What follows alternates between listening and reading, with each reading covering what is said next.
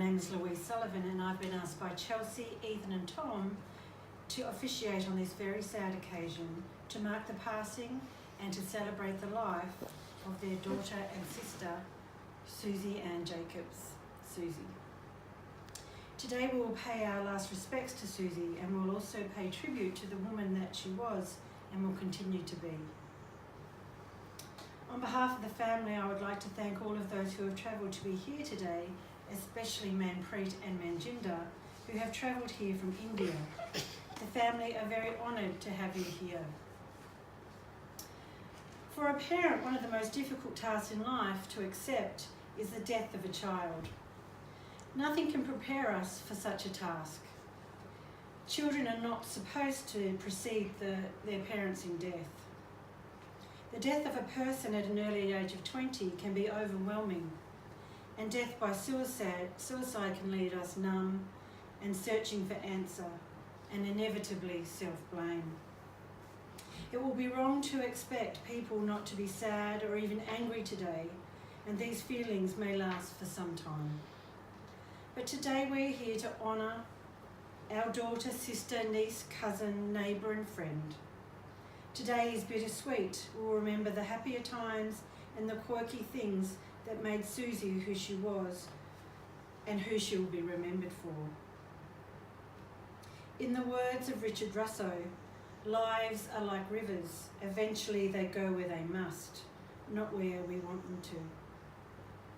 This quote reflects the essence of Susie. She liked to be on the move. She followed her passion and her energy seemed boundless. When Susie lived in India, she found two new passions, yoga and the teachings of Buddha. And it is with this in mind that I offer an excerpt of a Buddhist teaching about death.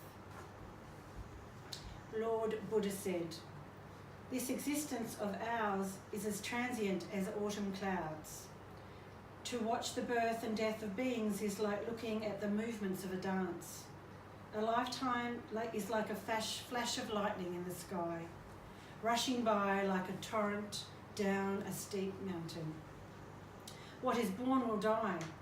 What has been gathered will be dispersed. What has been accumulated will be exhausted. What has been built up will collapse, and what has been high will be brought low."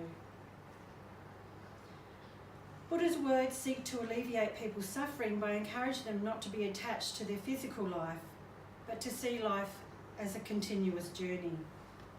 Whilst this may not work for everyone, it is certainly something that Susie believed in. And this at least may give some meaning to her passing.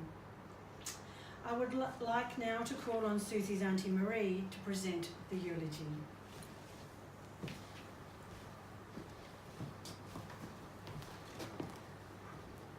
When Susie was born 20 years ago, in 1998, it changed everything.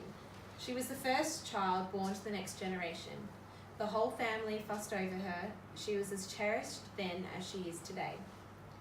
At 3 years of age, it was apparent that Susie was always going to be her own person. There was no chance she would fit in with the crowd. She would make her own clothes, and she lived in a world of make-believe in which we all played our part. I was Auntie Riri, a magnificent white horse that could fly, but only when Susie was on my back.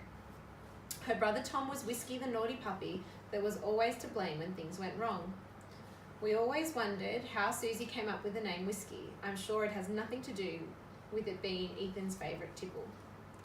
Her creativity did not wane over the years. She had a number of leading roles on the stage, and she was a prolific writer.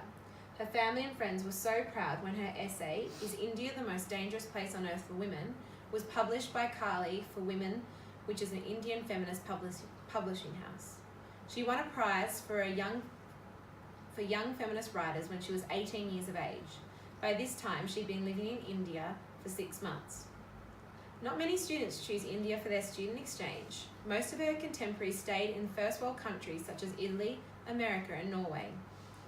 But not our Susie. She was on a mission to change the world.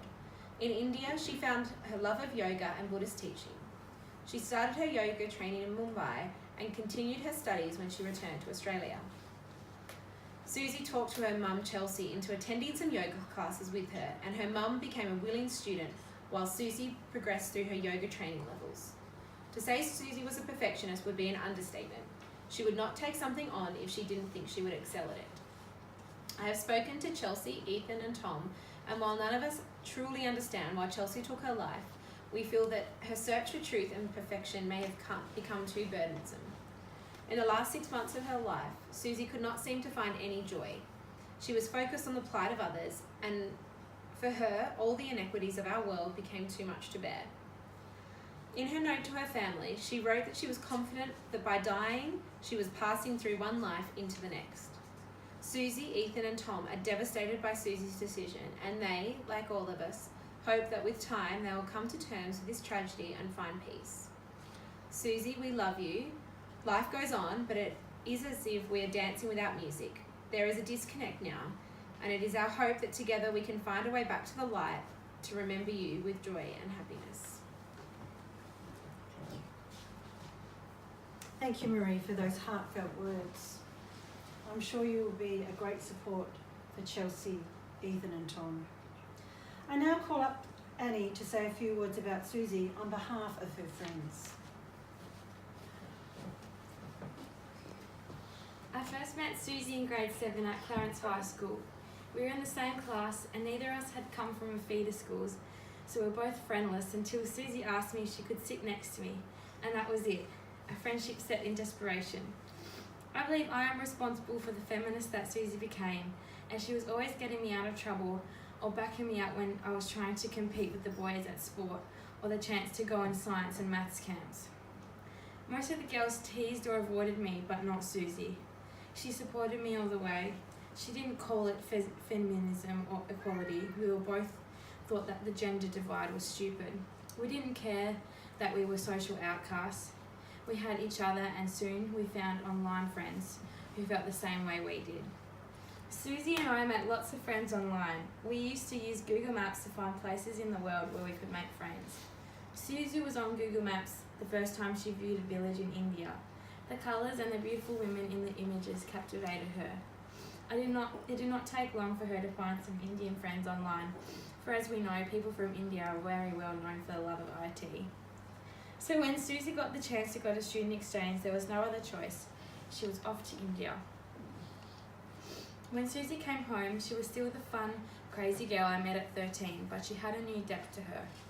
This may have been a result of her yoga training, but I feel as the spirit of India had permitted her being. She seemed more worldly and at the same time vulnerable.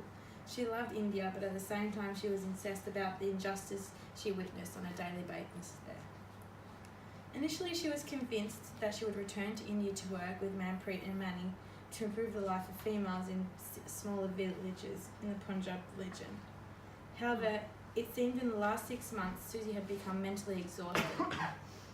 She would still come on bushwalks with Tanya, Cass and I, but she preferred to be on her own. Susie, although you have left us, you will always be in our hearts forever. You were a compassionate advocate with the love of the absurd of our lives. Will be poorer without you.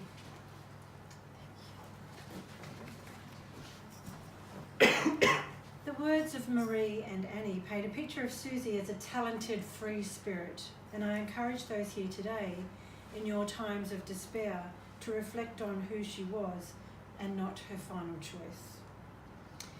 It is now time to contemplate the essence of Susie whilst listening to 2 of her favourite songs and viewing some photos chosen by her family.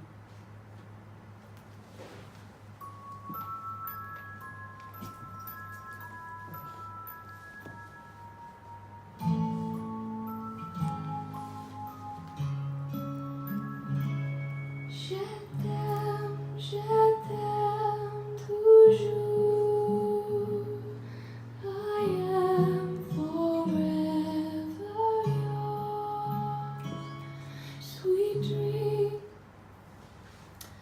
I now call upon Susie's cousin Bridget to read a poem on behalf of the family. She Let Go by the Reverend Saphir Rose. She let go without a thought or a word. She let go. She let go of the fear. She let go of the judgments. She let go of the confluence of opinions swarming around her head. She let go of the committee of indecision within her. She let go of all the right. She let go of all the right reasons. Wholly and completely, without hesitation or worry, she just let go.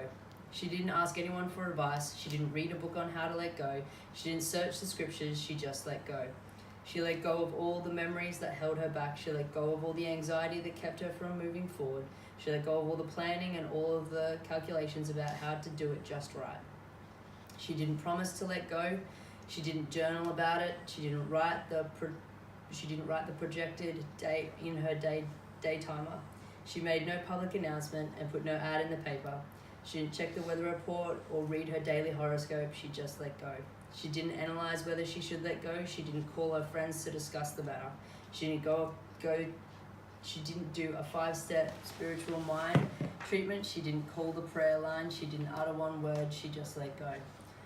No one was around when it happened. There was no applause or congratulations. No one thanked her or praised her. No one noticed a thing. Like a leaf falling from a tree, she just let go.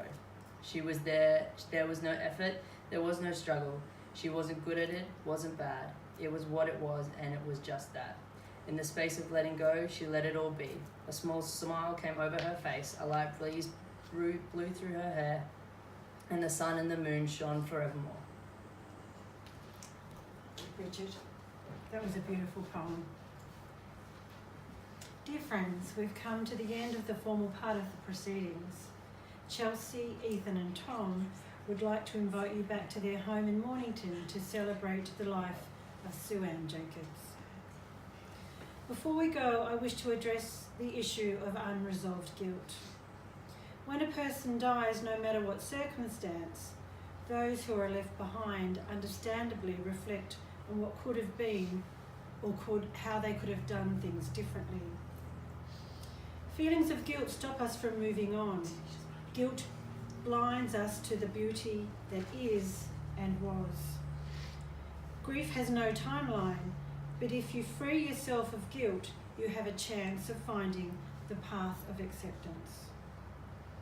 On behalf of Chelsea, Ethan and Tom, I wish you well and hope you enjoy the last song chosen to represent Susie Ann Jacobs, I Die Young.